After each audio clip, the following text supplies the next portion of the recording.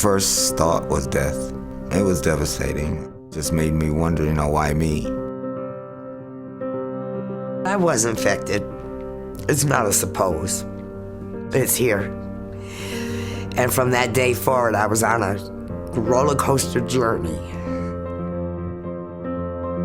I was homeless, and I started to prostitute myself with women, and I believe that's how I acquired my disease.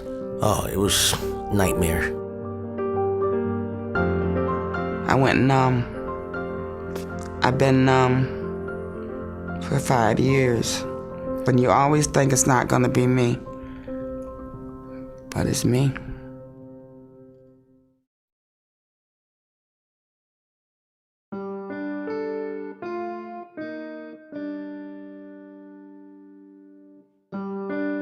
I was in a coma for a couple of months. When I woke up, the doctor told me, "You have AIDS," and walked out. And I was like, okay. When I found out, the hardest thing I think I've ever had to do is tell my wife.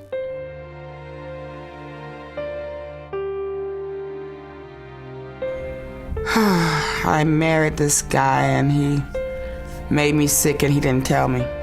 So I had my doctor check me for everything. And then he came back and told me I was HIV positive. Then I didn't know what to do. I just told him I'm gonna live.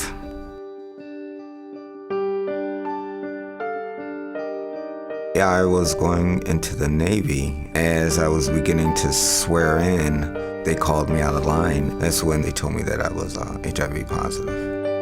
I had stayed at the bus stop from 9 that morning till I had to get on that last bus to come home because back in that time in '85, it was considered a death sentence.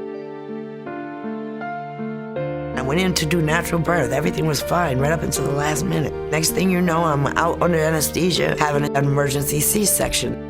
And when I woke up, all I could remember was just clots of blood all over me. And apparently I had gotten some blood during the C-section. I came to the conclusion it came from that blood. And I was like stuck in denial off and on for over 20 years. And in '09, I came to AC, and I told a lady named Amy that, "Amy, please don't let me leave here because there's just nothing left for me out there." I became clean with Amy's help. I call her my guardian angel. Every year on March 3rd, I take her an angel, and I began to learn and how to live with it and survive. Since I've become HIV positive, I think I've been more grateful about what life is about, more grateful to be alive. I'm a churchgoer. Mostly that's all I do is go to church and go to AC.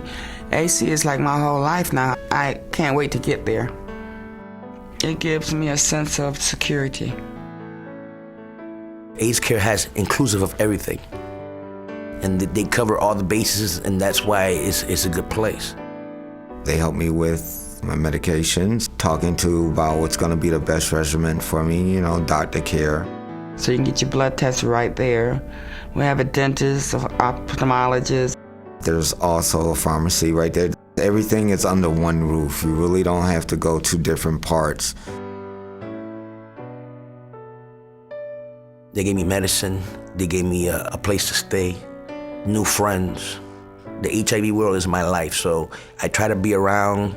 If I see that you're coming in and you're kind of down, kind of crying because of the disease, I'm gonna cheer you up and let you know that you're gonna live.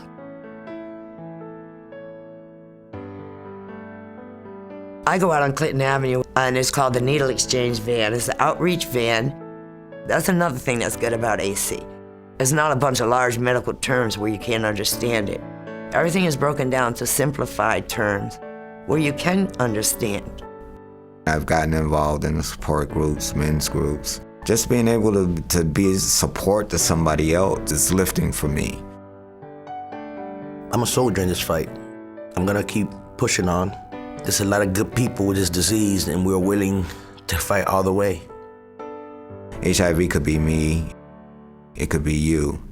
You don't know what HIV looks like now. I just think everybody at this particular agency is just all around out to help you get on the right track. And the AC family keeps me going and gives me the energy to wake up the next day and say, okay, I'm alive and I'm going to do this, that, and the other. It's just the best place in the world to be if you got HIV.